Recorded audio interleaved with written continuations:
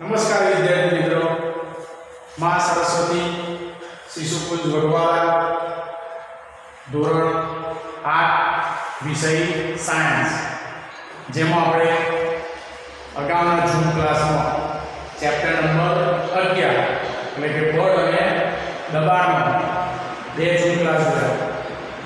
તો હવે આ વિડીયોમાં આપણે ટોપિક આપણો આનો છે સંપર્ક બળ અને અસંપર્ક બળ. તો સૌથી પહેલા આપણે સંપર્ક બળની વાત કરીએ. સંપર્ક એટલે સાદી આપણી ગુજરાતી ભાષામાં આપણે વાત કરીએ સમજીએ તો સંપર્ક એટલે કે અડકવું. જેમ કે આ ચોક છે તો ચોકને હું અડક્યો છું તો અને એની પર જે બળ લગાડ્યું છે એને આપણે સંપર્ક બળ કહીશું. તો સંપર્ક એટલે કે અડવું. તો જ્યારે બે વસ્તુઓ એકબીજા સાથે ભૌતિક સંપર્કમાં હોય છે ત્યારે બંને વચ્ચે પ્રવર્તતા બળને આપણે સંપર્ક બળ કહીશું. દાખલા તરીકે એના બે ઉદાહરણ છે, એક સ્નાયુ બળ અને બીજું છે ઘર્ષણ બળ. તો સંપર્ક બળનો આપણે લખીએ કે જ્યારે પદાર્થો વચ્ચે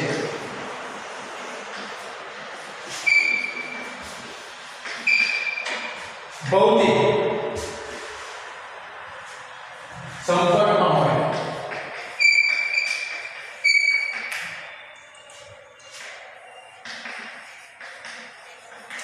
ત્યારે તેમની વચ્ચે પ્રવર્તતા બળને સંપર્ક બળ કહે છે. એટલે કે પદાર્થો વચ્ચે ભૌતિક સંપર્કમાં હોય, પદાર્થો જ્યારે ભૌતિક સંપર્કમાં હોય ત્યારે તેમની વચ્ચે પ્રવર્તતા બળને સંપર્ક બળ કહે છે. અને એના બે ઉદાહરણ આપણે વાત કરીએ, એક સ્નાયુ બળ. તો વિદ્યાર્થી મિત્રો, તમે જ્યારે કોઈ પાણી ભરેલી ડોલ હોય એને ઉંચકો છો ત્યારે આપણે હાથનો ઉપયોગ કરીએ છીએ. તથા જ્યારે આપણે કોઈ બેગ હોય, બેન્ચીસ હોય, કબાટ હોય, તો આ બધા જ્યારે આપણે રોજિંદા કામ કરીએ છીએ, કાર્ય કરીએ છીએ ત્યારે આપણા શરીરનો કોઈને કોઈ હિસ્સો કે કોઈ અંગ એ પદાર્થના સંપર્કમાં હોય છે અને પદાર્થને ગતિ કરાવે છે.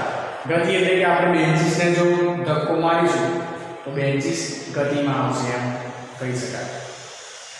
ત્યારબાદ ડોલ હોય પાણી ભરેલી, તો ડોલ પાણી ભરેલી હોય એને ખેંચવા કે ઉંચકવા માટે આપણે હાથનો ઉપયોગ કરીએ છીએ.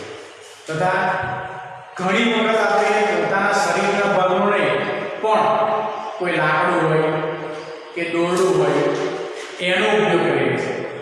જેમ કે ગાય હોય તો ગાયને વિદ્યાર્થી મિત્રો આપણે રસ્તા પર લાવવા માટે એને જે નાક ઉપર દોરડું બાંધેલું હોય જેને આપણે ગુજરાતીમાં કહીએ ગાડી, તો એ ગાડીને ખેંચીશું તો આપણે તો ગાયને અડક્યા નથી, તો આપણો હાથ કે આપણું શરીર સંપર્કમાં ગાયના સંપર્કમાં છે નહીં એમ કહી શકાય. પરંતુ એની જગ્યાએ જે દોરડું છે એ દોરડા વડે આપણે એને બળ લગાડીએ છીએ. તો એ જે બળ લગાડ્યું છે એ બળને આપણે કહીશું સ્નાયુ બળ. સ્નાયુ એટલે કે આપણા શરીરનું સ્નાયુનું બનેલું છે એટલે એને નામ આપ્યું છે એક સ્નાયુ બળ. તો સ્નાયુ બળના આપણે ઉદાહરણો જોઈ શકીએ કે ડોલનું ઉંચકવું, પછી તમારે બેન્ચને ધક્કો મારવો કે ખેંચવું. ટૂંકમાં આપણે સમજીએ કે જ્યારે આપણા શરીરના કોઈ ભાગ વડે આપણે પદાર્થને બળ લગાડીએ છીએ જેને આપણે કહીશું સંપર્ક બળ. ત્યાર પછીનું એક બીજું ઉદાહરણ છે કે ઘર્ષણ બળ. તો વિદ્યાર્થી મિત્રો, ઘર્ષણ એટલે તમને ખબર હશે કે જ્યારે બે પદાર્થો સપાટી પર એકબીજા પર બળ લગાડે છે, એટલે કે પદાર્થો વચ્ચે કોઈ સંપર્ક બળ ન હોય તો એને અસંપર્ક બળ કહેવાય. પરંતુ જ્યારે આ બોર્ડ તમે જોઈ શકો છો અને બોર્ડ ઉપર આ ચોક વડે લખું છું, તો આ લખેલું તમને દેખાય છે.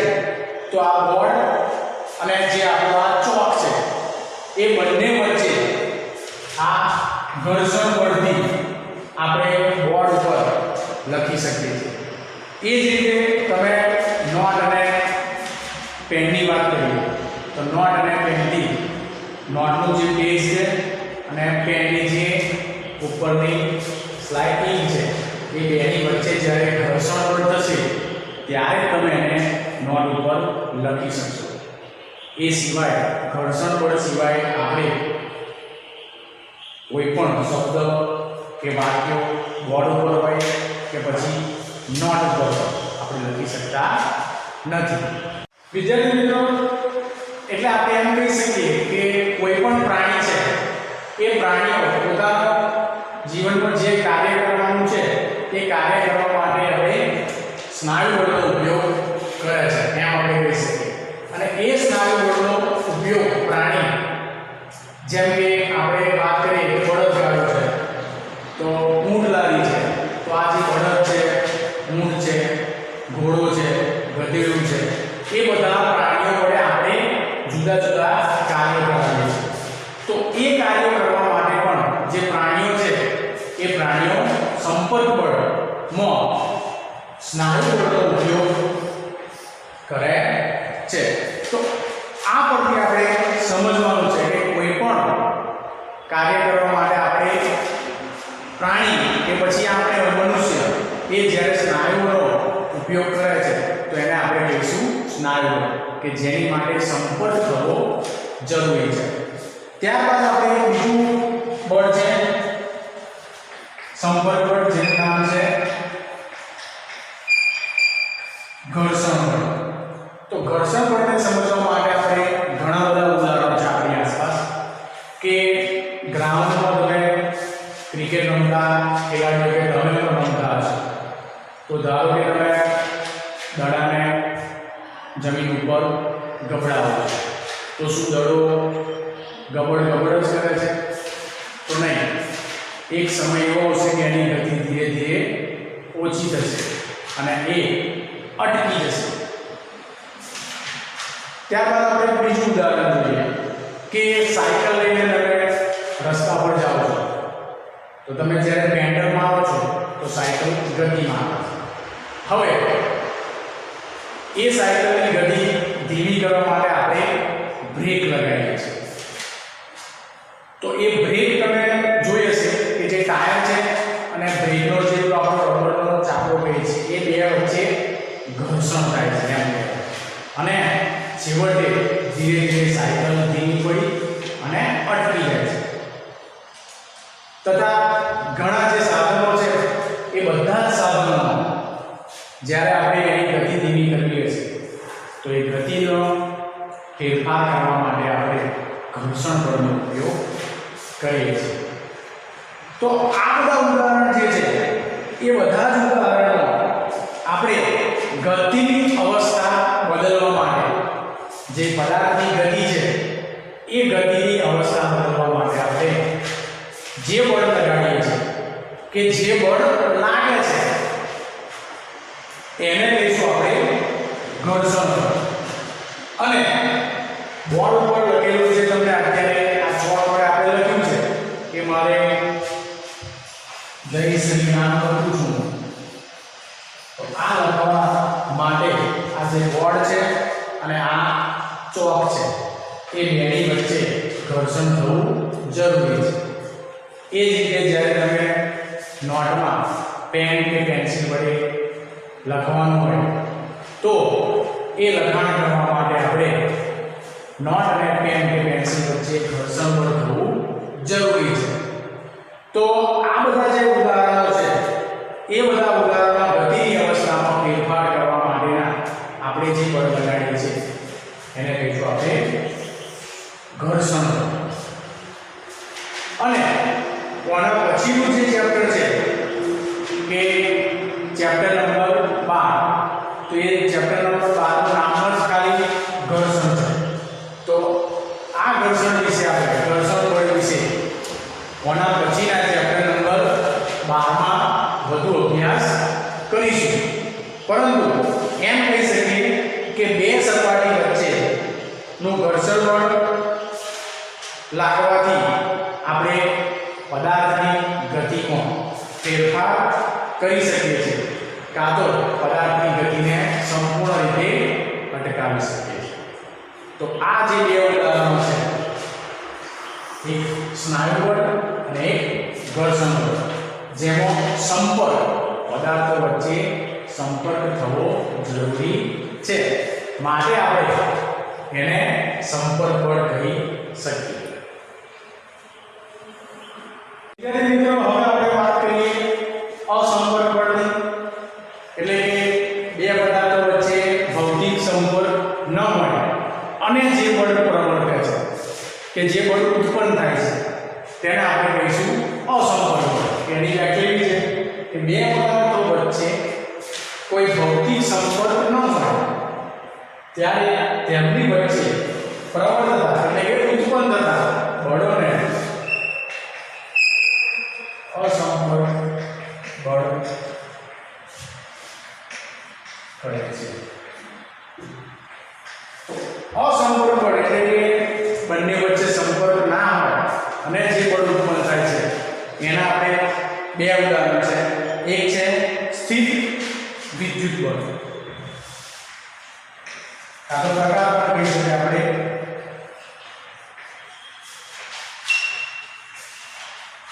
અને બીજું છે ગુરુત્વાકર્ષણ બળ.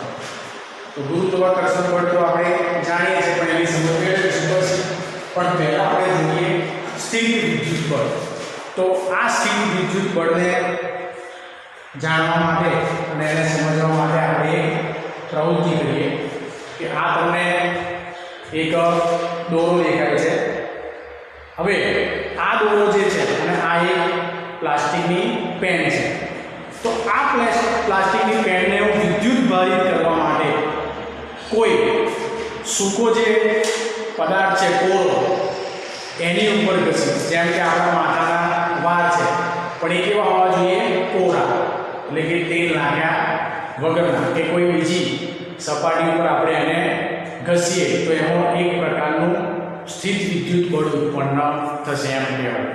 તમે જોઈ શકો છો કે આ જે પેન છે એને હું વિદ્યુત ભારિત કરું છું એમ કહેવાય.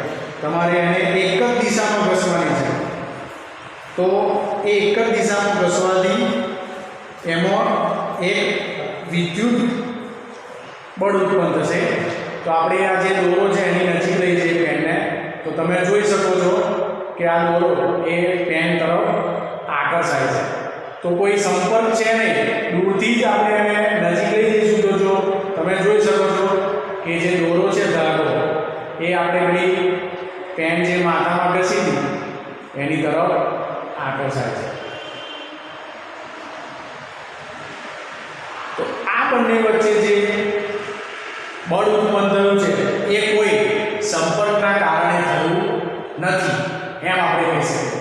તો આ પ્રવૃત્તિ પરથી આપણે સમજી શકીએ કે જ્યારે એક વિદ્યુત ભારિત પદાર્થ આપણે પેનને માથામાં ઘસીએ એટલે વિદ્યુત ભારિત થઈ. તો વિદ્યુત ભારિત પદાર્થ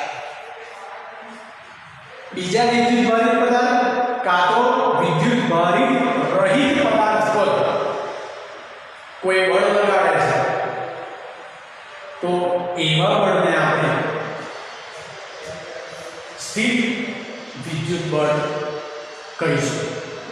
તો આ જ રીતે તમે ચુંબકની વાત કરીએ તો ચુંબકમાં પણ જે બળ છે એનું નામ આપણે આપેલું છે ચુંબકીય બળ. ઓકે, તો આ જે સ્થિર વિદ્યુત બળની આપણે વાત કરી એનું આપણે વધારાની માહિતી એના વિશે વધારે અભ્યાસ આપણે પ્રકરણ